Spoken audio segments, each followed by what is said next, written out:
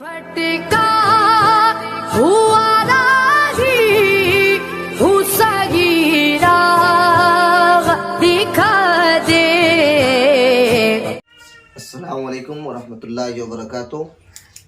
अज़ीज़ तलबा व तालिबात और मुअज़्ज़ज़ नाज़रीन किराम, ख़ास तौर से इंटर और मैट्रिक के बच्चों के लिए ये वीडियो बहुत ही ख़ास और अहम है, इस वजह से कि इसके अंदर हमने बुनियादी तौर पे उर्दू के क़वायद को ज़ब्त करने की कोशिश किया है और आम फहम गलती जो हमारे बच्चे याद कर लेते हैं और उसको गलत समझ लेते हैं, जो असल माना है और जिस तरीके से याद करना चाहिए था तारीफ़ को, उस तरीके से हमारे बच्चे नहीं याद कर पाते हैं। इसी वजह से हमने आप लोगों के सामने ये वीडियो लेकर के आया है कि हम समझें कि बुनियादी तौर पे उर्दू को किस तरीके से हमें समझना चाहिए, ताकि इसके ज़रिए से हमें इंग्लिश, हिंदी और उर्दू के अंदर भी आसानी से इन चीज़ों को समझना आसान हो जाए। आइए हम देखते हैं। इससे पहले हम आपसे गुजारिश करते हैं कि अगर आप चाहते हैं कि इस तरीके की वीडियो आपके पास आती रहे और हमारी हिम्मत अफजाई हो, तो बराए मेहरबानी आप लोग वीडियो को लाइक और सब्सक्राइब करके शेयर भी करें।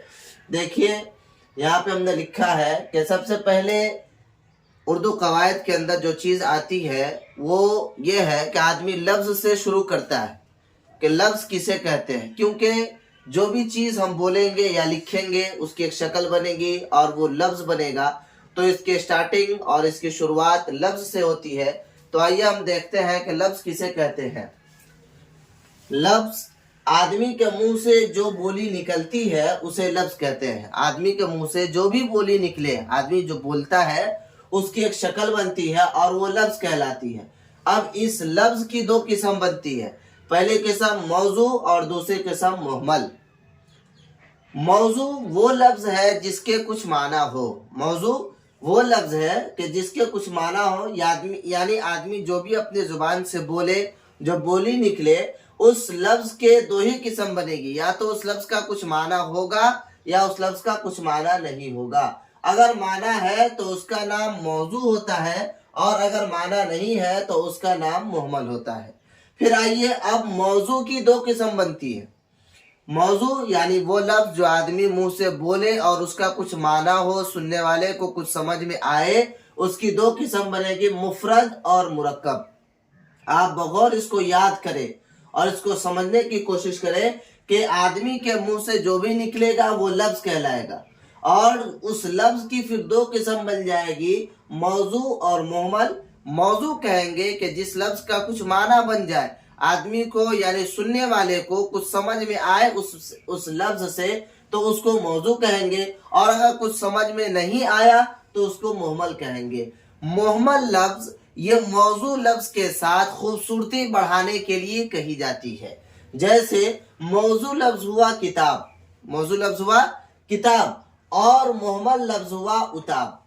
लेकिन किताब का कुछ माना बनेगा और मुहम्मल लफ्ज़ उताब का कुछ माना नहीं बनेगा, लेकिन इसके बावजूद आपने सुना होगा कि आदमी कहता है कि किताब उताब ले आओ, चाय वाय ले आओ, पानी वाली ले आओ। तो इन चीज़ों में एक लफ्ज़ मौजू है और एक लफ्ज़ मुहम्मल है। मौजू जिसका माना हो गया वो मौजू हो गया और जिसका कुछ माना नहीं बन पाया वो मुहम्मल हो गया। अब देखें कि इस मौजू लफ्ज़ की फिर दो किस्म बनती है, वो मुफरद होगा या मुरक्कब होगा, मुफरद होगा या फिर मुरक्कब होगा। एक बात आप ख्याल करें कि मुफरद को कलमा भी कहते हैं, मुफरद को कलमा भी कहते हैं। तो मौजू लफ्ज़ जो बनेगा वो या तो मुफरद होगा या मुरक्कब होगा। आइए अब हम जानते हैं कि मुफरद और मुरक्कब किसको कहते हैं। मुफरद और मुरक्कब किसको कहते हैं? मुफरद वो लफ्ज़ है जो अकेला हो, मुफरद वो लफ्ज़ है जो अकेला हो, यानी वो किसी लफ्ज़ के किसी और लफ्ज़ उसके कोई और लफ्ज़ उसके आगे पीछे ना हो। जैसे कलम, जैसे कलम हरूफ से मिल करके ये लफ्ज़ बना और इस लफ्ज़ का कुछ माना बना, इस लफ्ज़ का कुछ माना बना। जैसे हम कलम बोलेंगे तो किसी को कुछ समझ में आएगा कि कलम किसी चीज़ का नाम है।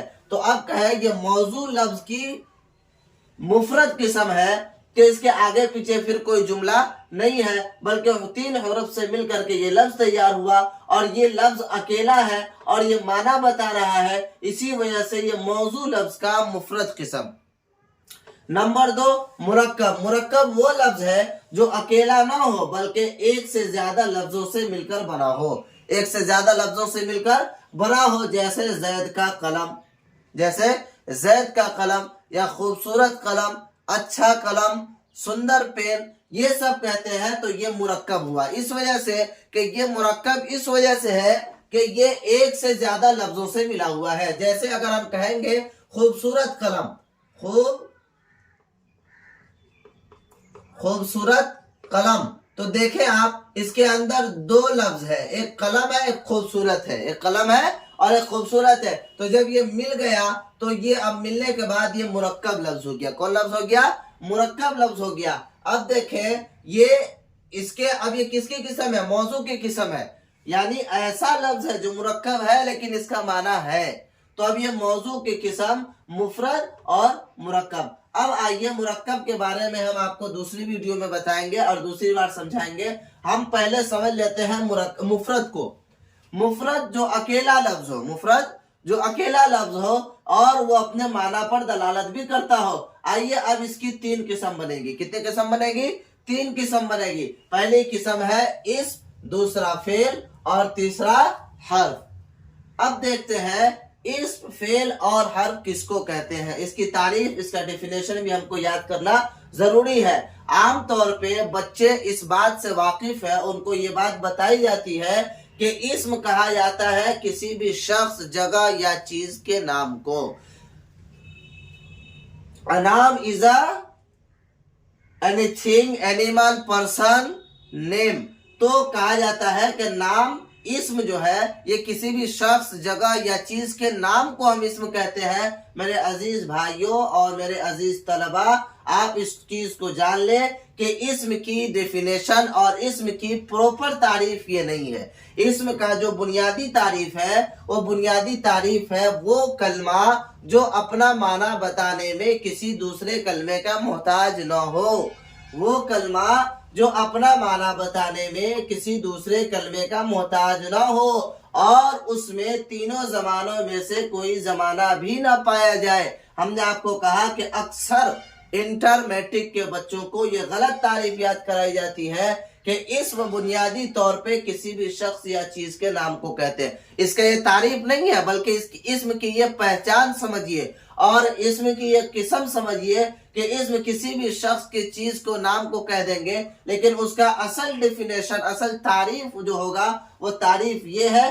آپ جتنی بھی کتابیں کھولیں گے ان تمام کتابوں میں اسم کی تعریف جو اصل کہا جاتا ہے، جو ڈیفینیشن اور جو ایکسپلین کہا جاتا ہے، بس وہ یہی آپ کو ملے گا کہ اسم وہ کلمہ ہے، وہ مفرد ہے جو اپنا معنی بتانے میں کسی دوسرے کلمے کا محتاج نہ ہو اور اس میں تینوں زمانوں میں سے کوئی ایک زمانہ بھی نہ پایا جائے۔ آپ غور سے سمجھے، جیسے یہ مثال نے ہمیں آپ کے سامنے دیا کہ زید اور قلم، زید اور قلم۔ آپ دیکھیں اس کے اندر کہ اسم وہ کلمہ ہے جو اپنا معنی بتانے میں کسی دوسرے کلمے کا محتاج نہ ہو، یعنی اس کے آگے پیچھے کوئی دوسرا کلمہ لگانے کی ضرورت نہ ہو، صرف وہ لفظ بول دیا جائے، وہ کلمہ بول دیا جائے، وہ مفرد بول دیا جائے تو سننے والے کو بات سمجھ میں آ جائے، اس کو کہتے ہیں اسم۔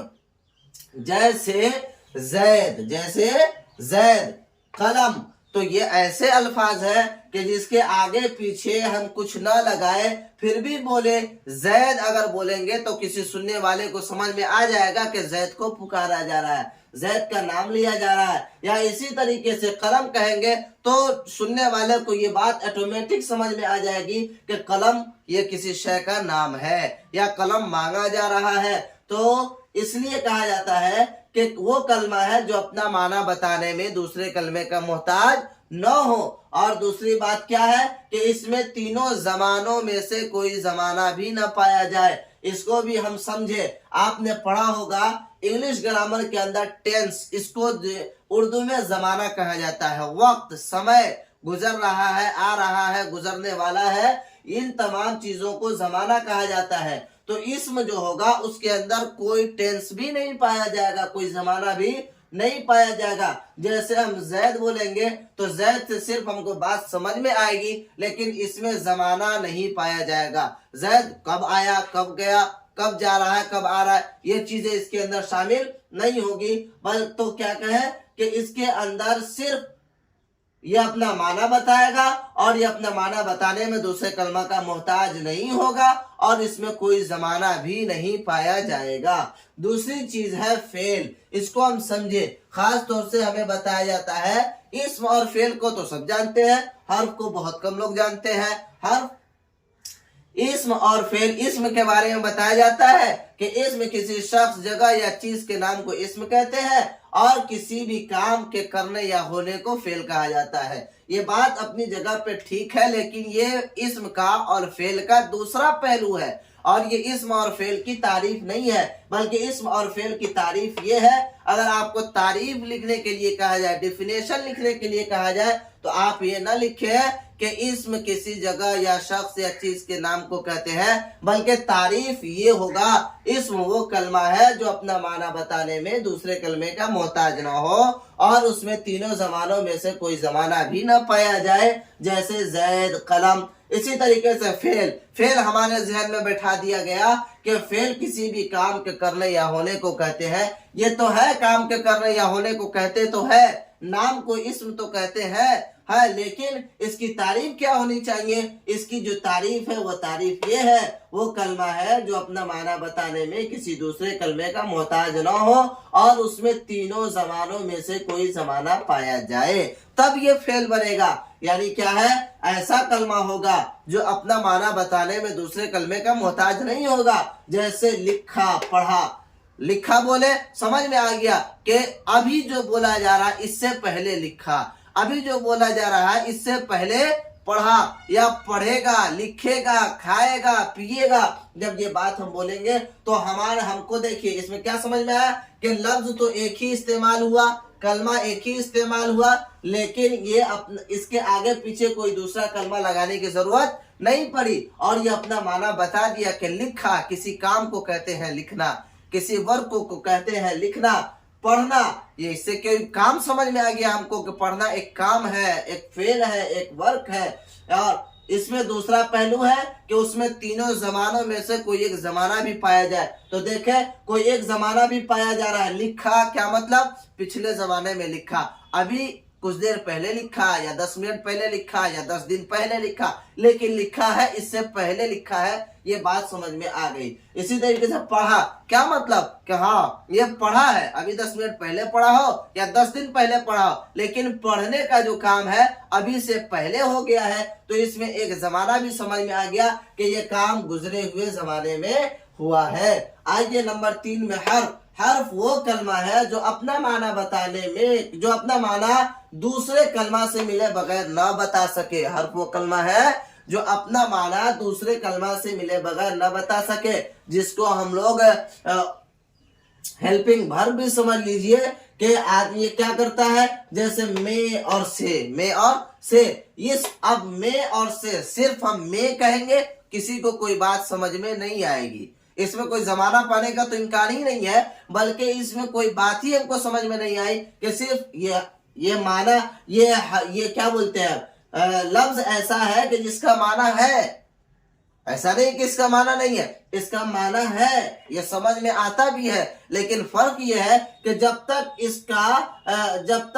اس کو سہارا نہ ملے کسی دوسرے لفظ کا، دوسرے لفظ کے ساتھ نہ ملایا جائے تب تک یہ اپنا معنی نہیں بتا سکتا ہے، اپنا مراد ظاہر نہیں کر سکتا ہے. جیسے میں اور سے. آئیے ان دونوں چیزوں کے اوپر، فعل اور حرف کے اوپر انشاءاللہ ہم دوسری ویڈیو بنا کر کے آپ کے سامنے لائیں گے اور اس کے لیے آپ کو ضروری ہے کہ آپ چینل کو سبسکرائب بھی کر لیں، لائک بھی کریں، لوگوں کے سامنے شیئر بھی کریں تاکہ آپ کے ساتھ ساتھ کسی اور کو بھی یہ بات سمجھ میں آ جائے، ان کے لیے بھی امتحان میں یہ کارگر ثابت ہو جائے. تو اللہ تعالیٰ آپ کو بھی اجر دیں گے انشاءاللہ اور ہم کو بھی اجر دیں گے. آئیے ہم دیکھتے ہیں کہ ہم اسم کی بنیادی طور پہ 2 قسم بنتی ہے.